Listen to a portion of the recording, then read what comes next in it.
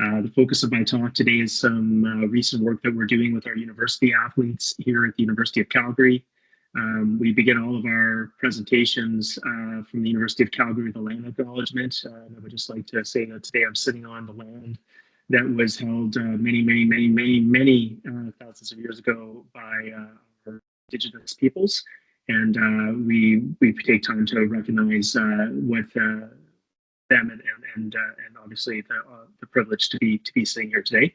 I am based at the University of Calgary, which you can see here on the map, located in Western Canada. We are a decent-sized university, and our Faculty of Kinesiology is recognized as one of the top sports science schools in North America with undergraduate and graduate degree programs. And it's just a real honor as well to recognize all my collaborators here in Calgary and abroad who've been a part of the work that I'll be sharing here today. I could not do it without them. It is truly an interdisciplinary team. And some of the work that I'll be focusing on towards the middle and end of the presentation is done in conjunction with these fine people. These are the, on the left-hand side of the screen, Barney Sutter and Rich Hesketh, who are the athletic therapists and strength and conditioning coach for our university sports teams. And then my co-lead on the far right there is Kati Passanen, who helps me with the integrated neuromuscular sport performance lab. And together, we've got a whole group of PhD students, master's students, and undergraduate students who've been just instrumental in contributing to the work I'm sharing here today. So a big thank you to them. So I thought over the next 45 minutes, I would discuss three things. First of all, to give a little bit of background in some of the research that I have done previously in the sport of alpine ski racing when I was working in our Olympic Federation.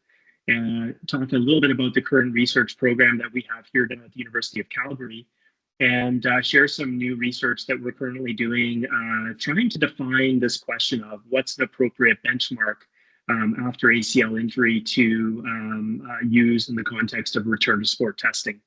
So a bit about my background. I come from a winter sport as a strength and conditioning coach and sports scientist.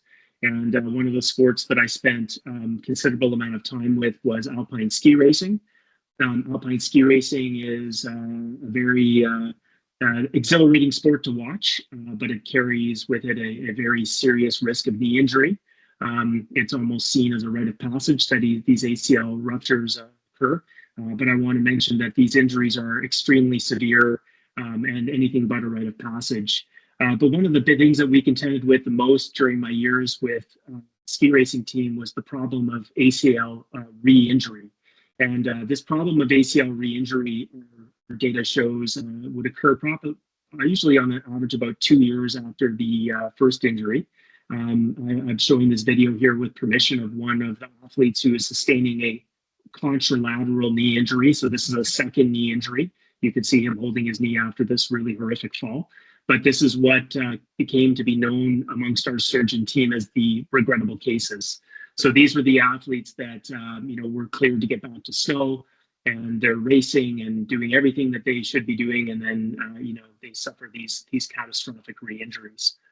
Our work is pretty clear that this is more than just an ACL injury. In fact, there's a measurable loss of performance, and I will share in a couple of slides here some of our new research that looks at this in a bit more detail. And obviously these athletes sustain oftentimes very, very horrific injuries. We've done work with our alpine ski racers to look at the progression of injury after the first ACL injury. This table here is a bit busy, but it shows some of the data that we've obtained from surgical reports where after ACL injury, we've gone back to obtain operative reports from future surgeries. Now, this could be from a revision or it could be from a future scope to deal with a meniscal injury that's worsening. And a couple of things that are a bit alarming was the prevalence of re-injury. So in this particular study, showing at about 28% re-injury rate.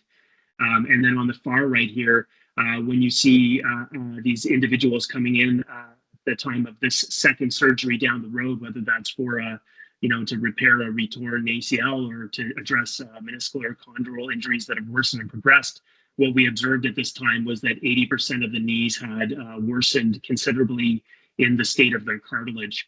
So this really just paints a picture of what these injuries are. They're not a rite of passage by any stretch. These are highly serious injuries with very, very long-term serious health implications. More recently, this is from one of my PhD students, Nathaniel Morris, who took a really interesting approach with our ski racers. Now, ski racing is, it's not a very, I would say, a sport with a lot of numbers. In Canada, on our World Cup team at any given year, we might have somewhere between 10 and 20 ski racers who are part of our national team. So you have to take our sample sizes with a bit of a measure against the fact that these are by nature sports that are not necessarily the highest participation rates. But it's interesting. What's interesting with ski racing is that if you look at the literature, the thought is that ski racers actually do a pretty good job of getting back to sport and performance after ACL injury. What Nate Morris did in this particular study was he looked at 30 skiers who had come back to sport after their ACL injury. And what he found was using actual performance data. So now looking not just about whether you made it back to World Cup. So, before you hurt your knee or skiing World Cup, and the question often is, did you make it back to a World Cup level? Nate went down a little bit deeper on that and found that only 43% of skiers with ACL injury were able to improve their FIS ranking. So that's their international ranking in one of their events by 3 years after their ACL surgery. So that's a bit of a grim statistic. And then what was really interesting in this study is, I think maybe your epidemiologists and statisticians in the room maybe sometimes ask this causal question, which is, I wonder where they would have been had they not been hurt. And that's a question that's really difficult to answer because, there's no real way to experiment where that skier might have ended up had they not hurt their knee. But we did this methodology with some help from our international collaborators, Dr. Ricardo de Silva Torres, who's an expert in computer science and machine learning. And we used something called propensity score matching. Now, propensity score matching allows us to look into a data set and to match a non-injured skier to an ACL injured skier and to use that propensity score to make an estimation of what trajectory this skier would have been on had they not hurt their knee. So you can imagine we've got these data points now for this non-injured propensity matched athlete who shows a similar trajectory over time. And now we've got this matched control that sort of is on this trajectory that we think this ACL injured skier would have been on had they not suffered their injury. And what was really interesting is when we looked at this control group that we obtained through propensity score matching, we found that 63% of the athletes had actually improved their FIS ranking by 3 years, which just shows in comparison to our ACL injured group that indeed there are some pretty grim statistics and measurable losses of performance.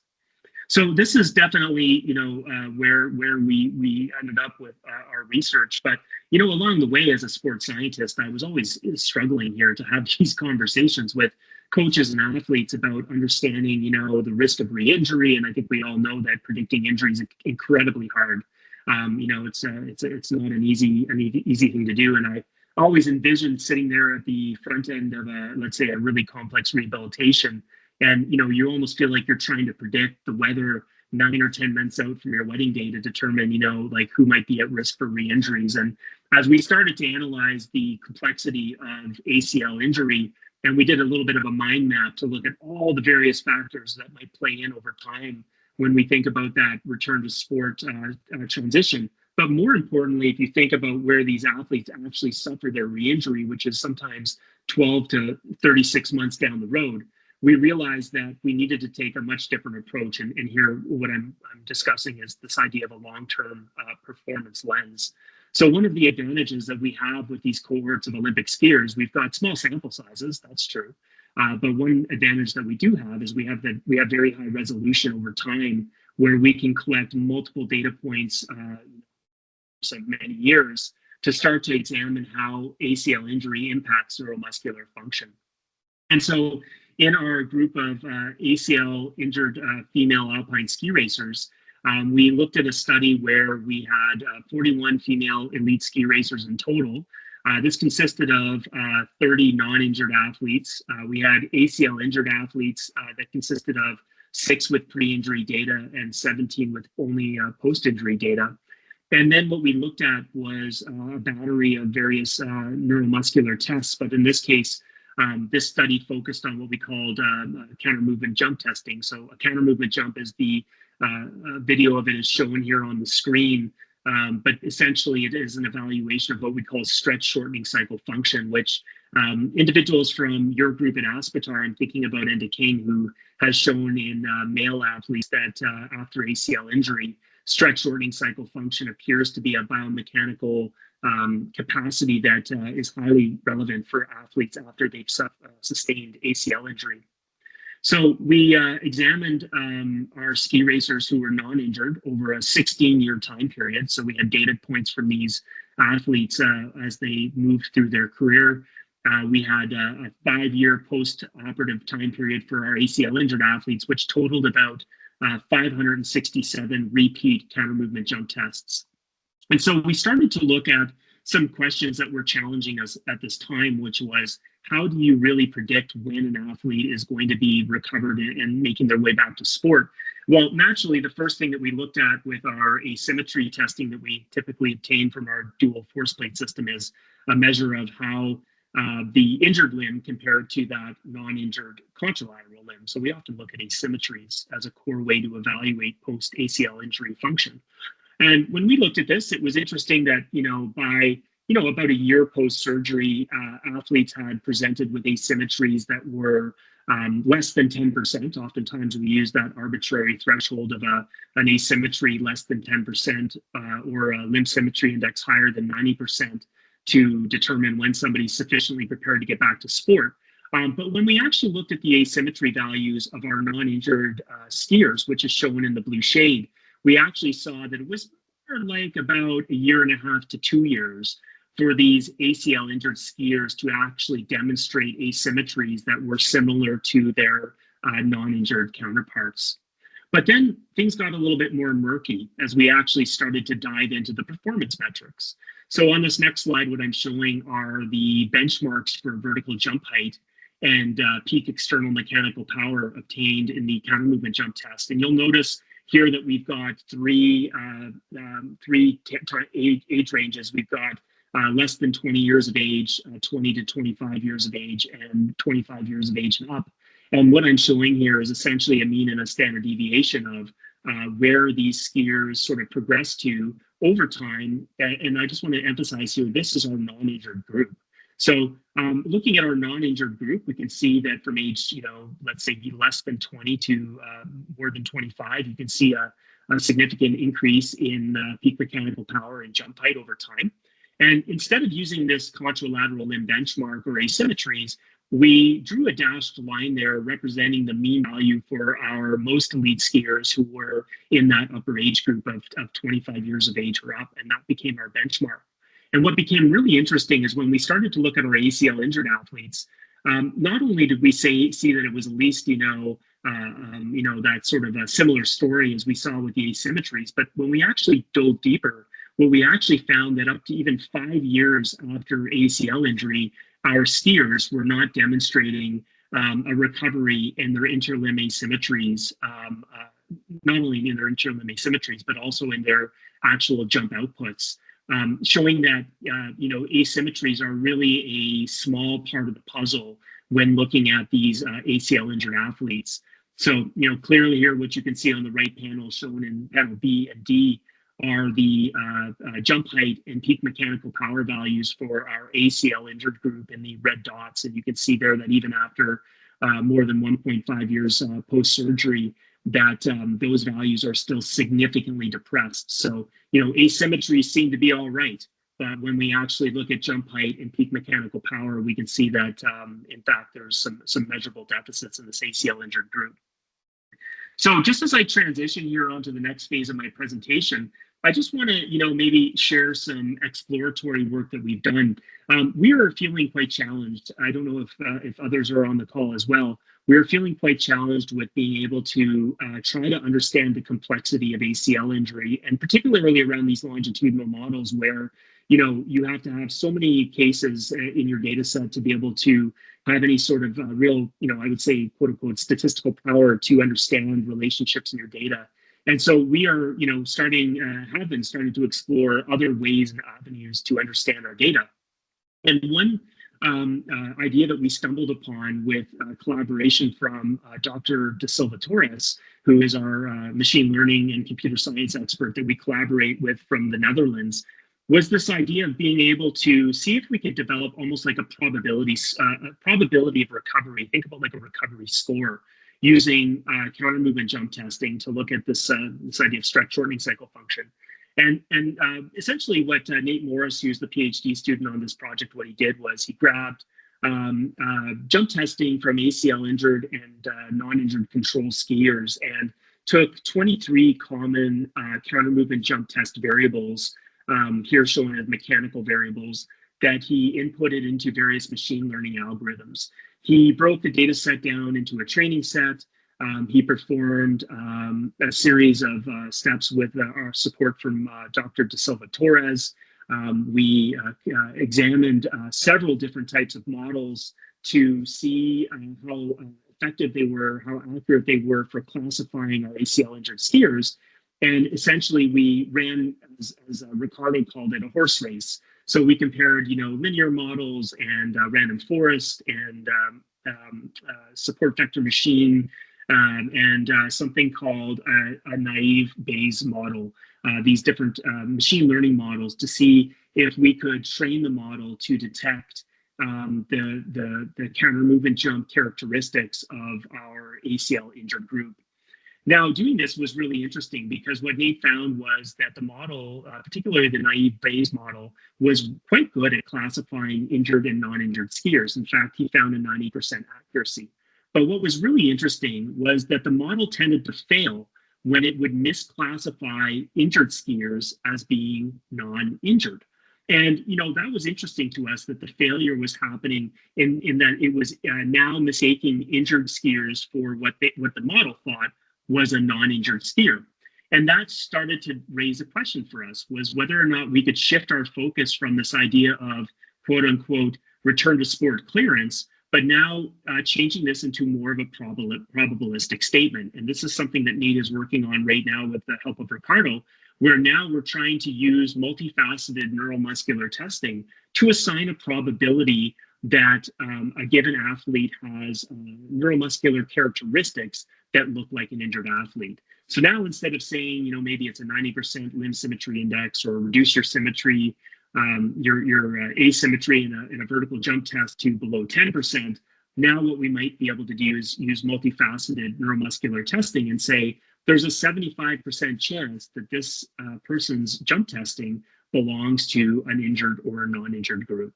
So this is where we're starting to take some of our work with our alpine ski racers. We're not doing much there anymore because, now being at the based at the university, quite a bit of our research focus has shifted beyond alpine skiing.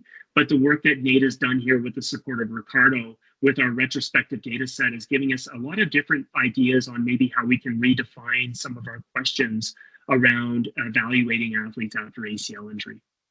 So as I make a transition here to my second stopping point, I just want to state that there is obviously, what we all know, a measurable loss of performance as well in alpine ski racers. Some of the previous data has suggested that ski racers maybe fare okay after ACL injury, but when we look at those performance statistics, it becomes pretty clear that even 3 years after injury, these skiers don't look like where we think they would have been had they not suffered their injury. And the second piece of the puzzle is that moving beyond this idea of the limb symmetry index or an asymmetry index, what we know is that due to contralateral limb detraining, the overall neuromuscular output of athletes with ACL injury is also depressed for many years after ACL injury. So I'm going to transition now to our second stopping point, and this second stopping point in the presentation will be quite short because I just want to give an overview of where we are now. Now being at the University of Calgary, we have a whole variety of sports that are basically everything but alpine ski racing. Actually, our university program does have a skiing program. You can see that down here at the bottom. Alpine ski racing is a small program in our varsity athletics program. But we have all of these other athletes now that carry a very high risk for traumatic knee injury. So I'm thinking here about volleyball, soccer, rugby, ice hockey, field hockey, tackle football, and basketball. So these are the sports that we're very heavily focused on around traumatic knee injury. So I guess getting back to this slide here, this is from Dr. Winame Wissa, who was the sport medicine physician at the University of Calgary. And in 2003, they did some epidemiological studies, and indeed, this traumatic knee injury problem is, as we all know, a very big problem for Canadian university athletes as well. So just to talk a little bit about where our research program is going, and you may sort of go back to the title that the focus was specific focus on female athletes and the idea of keeping them in the game. And, I'd be remiss if I didn't mention that, as we move forward looking at girls and women in sport, there is acknowledgement in the literature of the well-known gender headwinds, I'm just going to say social headwinds, that may limit access for girls and women to gain access to strength and conditioning like their boys and men counterparts. And, I put this tweet up here with permission from Sabrina Ionescu, who is a very well-known WNBA basketball star in America.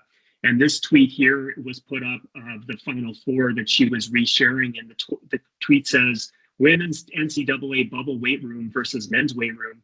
Thought this was a joke. And you'll notice that on the top panel, this is the men's weight room with all the kit and the dumbbells and platforms in the hotel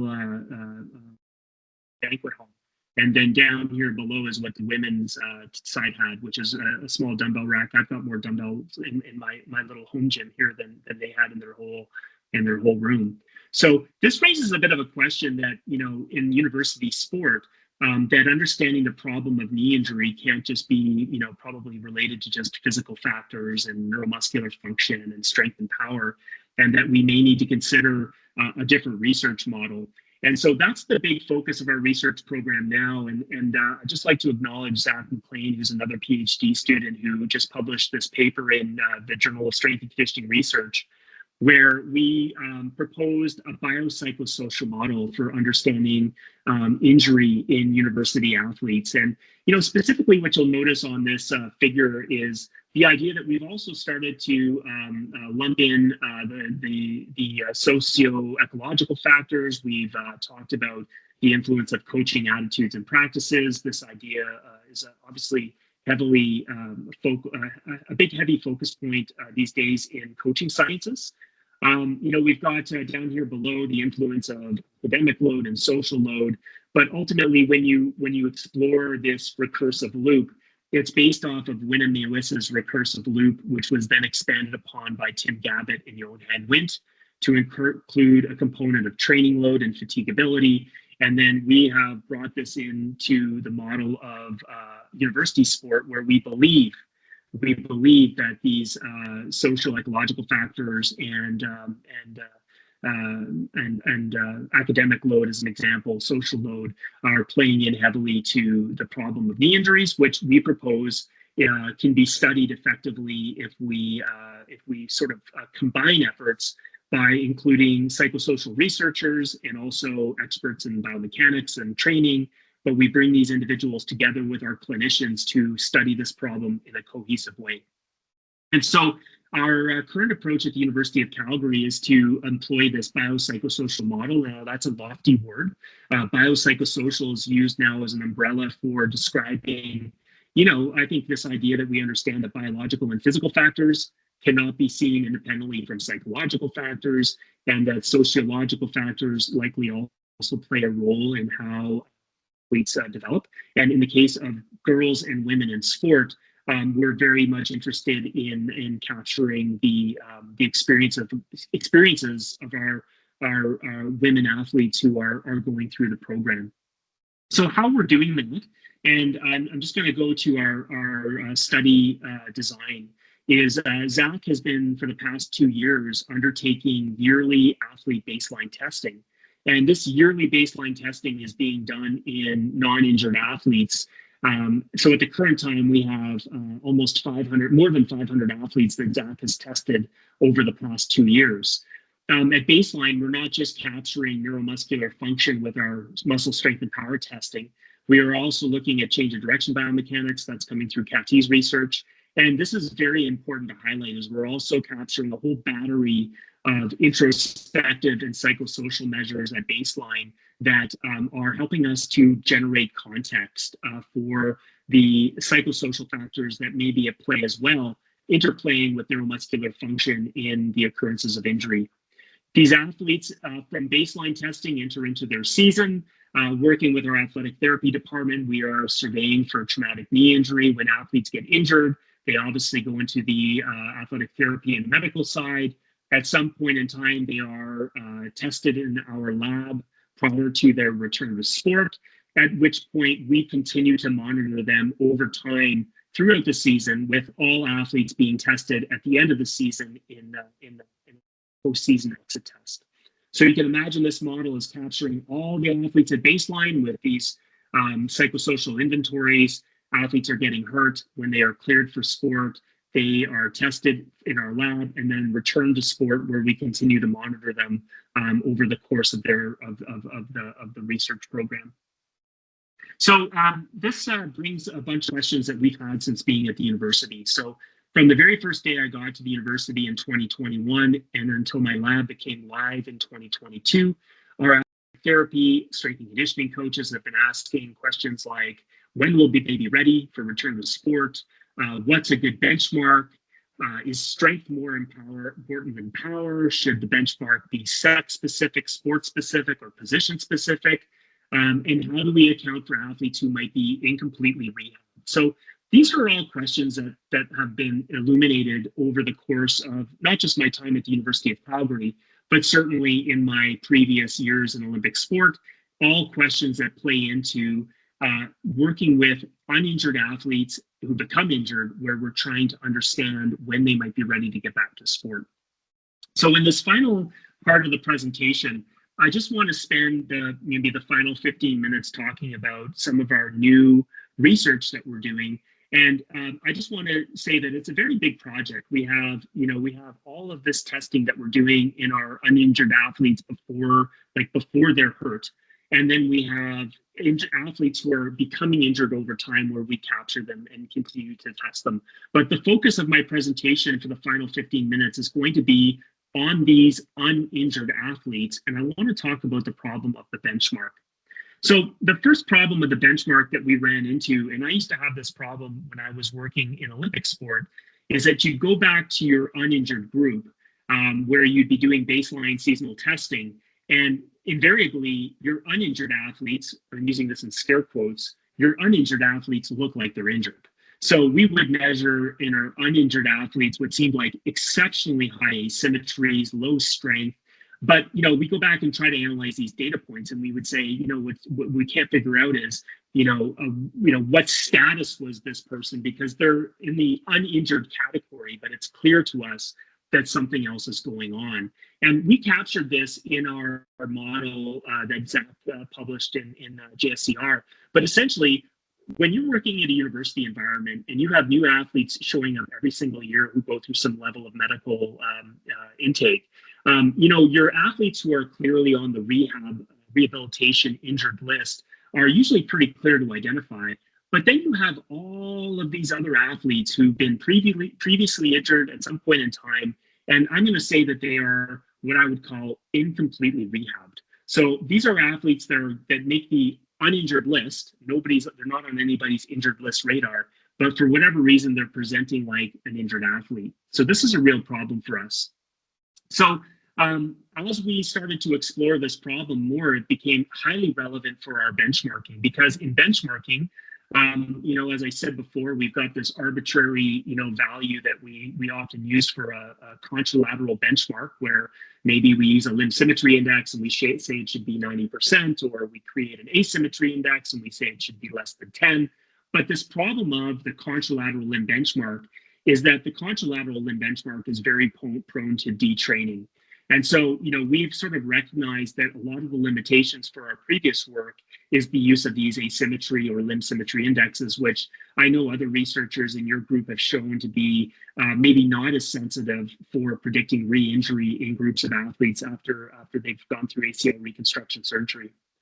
Well, the second question might be, maybe we should use that pre-injury data. But the question that I would ask about pre-injury data would be, were they sufficiently prepared to begin with? And that's a question that sometimes is impossible to answer. So it leaves us with this final thing, which is maybe we can generate a benchmark from a comparable population that is a non-injured control population.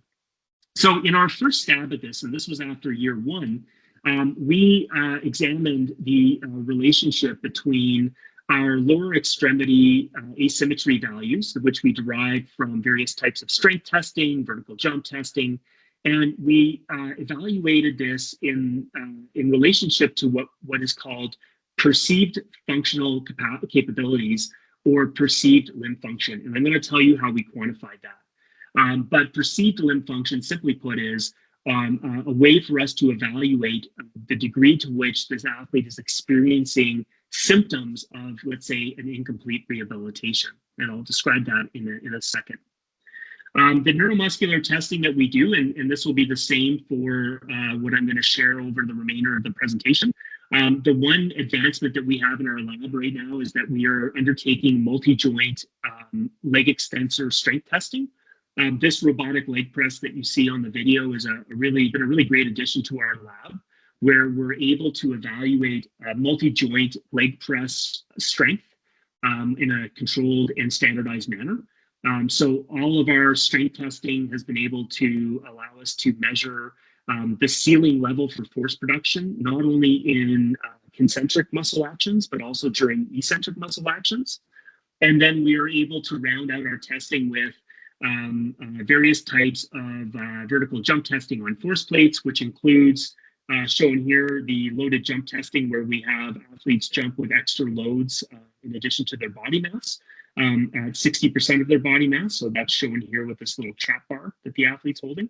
We also do counter movement jump testing, and then shown here on the far right-hand side is repeat hop testing.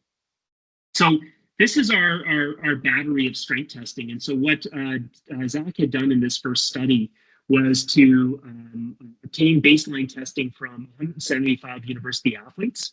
96 were female athletes. And he performed about a 40-minute testing protocol, which consisted of a standardized warm-up, familiarization with our tests. Zach ran counter movement jump testing, both bilateral and unilateral, single leg repeat hop testing. Over here is our loaded jump testing, where they performed counter movement jumping with extra loads. And then we finished with our leg press strength testing that you saw in that video. And then the last thing that we administered, which you see on this far right-hand side, is what's called the Sport Fitness Index. So the Sport Fitness Index was published by Gary Wilkerson and colleagues. This was a validated questionnaire that Wilkerson developed used in NCAA Division I athletes. It is a score that's calculated out of a value of 100.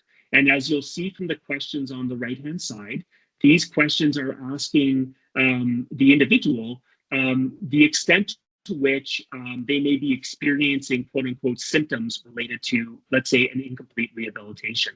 So in this case, I want to stress and emphasize that this questionnaire is being applied with our uninjured athletes. So this is not with the injured group. This is with the athletes who are all in the quote-unquote uninjured group. So in this particular case, we followed the Wilkerson protocol, and we calculated out a Sport Fitness Index score, a value of 86 or more being considered good, and a value of 60 to 86 being considered fair, and a value of 60 or less being considered poor. And as you can see with these questions are relating to all sorts of general symptomatology that an individual might be experiencing if they were sort of not in the injured group, but experiencing some symptoms that related to, let's say, an incomplete rehabilitation or to some level of musculoskeletal dysfunction. So in this particular study, I just want to give a kind of a Cole's notes of what we found, because this is our first attempt to marry up neuromuscular testing with psychosocial questionnaires. And in this case, obviously looking at perceived limb function. But the main take-home message is we saw some subtle relationships. Now, these relationships weren't overly strong, but what we did see was that in the group of uninjured athletes with poor perceived limb function, they tended to demonstrate higher levels of asymmetry compared to the good group. This is a box plot showing the asymmetry values for the good, fair, and poor perceived limb function groups. And you'll notice that the median asymmetry is just slightly higher for the poor group, but I don't know if you guys can see all these outliers. This data looks pretty messy to me. And so, it's once again sort of reinforcing to us the problem of asymmetries. They tend to be variable. There's not a real clear pattern in this group, and obviously starts to point us in a different direction for how maybe we want to set the benchmark. This might, if anything, confirm to us that this idea of limb symmetry or asymmetry indexes in the context of an uninjured group, while there is some relationship here, might end up being more variable than useful for being able to set the benchmark. So that takes us to this idea of what can we do next. So we see a small effect of having reduced limb function on muscle strength and asymmetry in our uninjured athletes, but this really didn't inform a whole lot for us. So I want to just finish here by sharing some recent data that Zach's been working on. And specifically what we're trying to do is to understand, moving beyond asymmetries, do we see any patterns of sport specificity, sex specificity, age-specific measures in how athletes express their muscle strength? And the second thing that we want to do is to start to take a little bit more of an expansive view of how attitudes shape muscle strength in our university athletes. So in this particular study, which Zach is just working on right now, so I would just hope that no one takes any screenshots or anything, because we're aiming to work through the whole publication process. So this is sort of in our current state as I would say in preparation. But now, after our second year of doing our program, Zach now has 192 female athletes, and as I mentioned before, he's got almost 500 athletes in total in his uninjured group. And what we wanted to start to do is to explore how our female athletes present, not only in terms of their muscle strength, but also in terms of their attitudes towards training. So you'll notice that in addition to this idea of the Sport Fitness Index, we actually applied a questionnaire that evaluated the attitudes of the athletes towards injury prevention training, strength training, outcome expectancy around strength training. So it's now a 2-year longitudinal study. We've got 192 uninjured female athletes who do our battery of strength and power testing. And now we've got this survey where we start to examine these psychosocial factors related to their attitudes towards training. But the main difference here that we're doing is, instead of using arbitrary thresholds and looking at asymmetries, Zach is applying unsupervised machine learning to see if we can search for clusters in this group of athletes. So using this methodology, Zach was able to identify 3 clusters of athletes. And what's really interesting about these clusters of athletes is that Zach had a very, the silhouette scores, which is, for those who are into machine learning, is a way that we sort of characterize and quantify the quality of the clustering, were actually quite good. And what Zach was able to show were 3 clear, distinct clusters of female athletes. A low strength, low power, and stiff group. So this was a group that tended to have really fast contraction times, low strength and low power on our jump and strength testing. He found a low strength, low power, and relatively slower group. So this is slower jump contraction times. And then identified third down below is our high power, high strength, and fast cluster. And if you notice, when we look at the breakdown, this is not broken down by sport. So the representation between sports was relatively even. You'll notice that the women across sports, they're about the same in each number of each of the clusters. But the main thing that really differentiated these athletes was the expression of their muscular strength. So just to give you an idea of what that looked like, this sort of summarizes the age and body weight of the athletes. So we've got the cluster weak, the weak and fast cluster in orange, the weak and slow cluster in green, and the strong and fast cluster in blue. And I just wanted to share some of the data from counter movement jump testing and our strength testing, which clearly shows that the jump heights, the braking power, the jump contraction times, and the muscle strength are really do sort of seem to point to the fact that in our group of female athletes, that we have indeed a group of female athletes that have that relatively less strong and kind of a fast jump strategy, and they're quite stiff in how they perform their hopping movements. And this group that is also equally not very strong, but also has a slower jump strategy. And then on the far right here in the blue, as I mentioned, is this strong, fast jumping group. And what's really interesting about this is that right now we've had 6 ACL injuries on the female side over the past 2 years. And 5 of those injuries, so only one of those ACL injuries occurred in the blue cluster here, which is our strong and fast cluster. And we've got 5 ACL injuries that have happened over here in our weak fast and weak slow cluster. So that's not really telling us a whole lot about injury prediction. I'm not trying to make that argument. I'm just saying that that's just at the current time where our ACL injuries seem to be falling in this group of uninjured athletes who obviously we're following over time for detecting who ends up going on to suffer ACL injury. The final point I'll just make quickly about this data set is I was really surprised about the response to our questions. We asked 10 different questions related to outcome expectancy and attitudes towards training. And the data was really mixed. We didn't see a lot of real evidence of statistical differences between the groups. But what I would highlight is this. So number 1 here is the question, strength training does not aesthetically improve a woman's appearance. And you'll notice that in blue here, this would be individuals who have very high agreement with that statement. In gray would be moderate agreement, and in the coral color down below would be very high disagreement. And the one thing that we noticed in this question A here, strength training does not aesthetically improve a woman's appearance. And over here, strength training is more enjoyable when only lifting my body weight or light, easy weights versus heavy weights, is that we found in our both our lower clusters of strength and power, so that's our weak fast and our weak slow groups, that we had these outlying responses that sort of reflected a more, we just call it a more negative attitude towards training, whereas that was not found in our strongest and fastest cluster.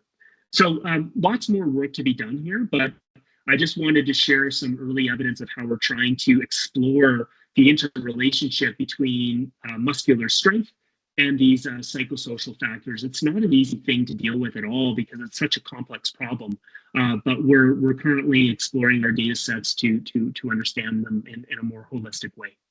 So with that, I'm going to take the time just to wrap it up because I'm right up on time, minus the 1 minute I had here where I lost connectivity. I wanted to maybe just emphasize a few keys to success in undertaking such a big and lofty project. Obviously, doing now 2 years of baseline testing with more than 500 athletes and working with our medical team at the university has been a lot of work for our graduate students. And I want to re-acknowledge all the work, especially by Zach McLean, who's been leading this up. Could not do it without his efforts. But just to sort of say how we're managing this. Obviously, there's been a lot of focus on communication between the research team and the sport team. So particularly the athletic therapists, the strength coaches, having yearly meetings where we digest the data and engage in knowledge translation.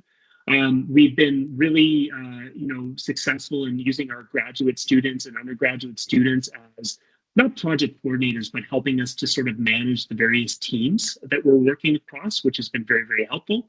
And also, these team representatives are the ones that are instrumental in sort of liaising with the strength and conditioning staff and the athletic therapy department to sort of make this happen in a coordinated way over 2 years, because it has been a lot of work to manage this. And just as a sort of a couple of take-home messages of where we hope to go from here, we are doing a similar analysis with our male athletes, and I wanted to share those data, but it's extremely interesting to see how some of the attitudes around training fall out with our male athletes. Very, very surprising results on that side. We are going to be comparing the utility of these benchmarks that I shared here today to the practice of the contralateral limb with our ACL injured athletes. We've got about 30 athletes who are in that cohort. And our goal is to start to go beyond these exploratory analyses and to hopefully be able to apply these methodologies prospectively to really look at their usefulness in the real world for helping us deal with the problem of traumatic knee injury and re-injury. And the last point here is that we're really excited about a new project where we're going to be expanding into a pediatric population to apply similar thinking with our athletes who are sort of in the pipeline to come into the university program while they're still in high school. So with that, I just will wrap it up by saying that, I tried to share the work that I've done previously in Olympic sport around the problem of ACL injury with alpine ski racers, really just to disclose the challenges with the problem of asymmetry indexes and how you manage the problem of determining when somebody's ready to get back to sport. Shared some exciting thoughts on maybe applying machine learning to create that into a more probabilistic statement. Gave you an overview of our current and very exciting research program at the University of Calgary that I'm doing in partnership with our faculty, and sharing some very early data on this problem of a biopsychosocial approach to the benchmark in our uninjured athletes, but specifically trying to come up with new ways that we can define benchmarks for defining readiness to return to sport after ACL injury. So with that, I'll just end there, and hopefully we have some time for some questions. Thank you.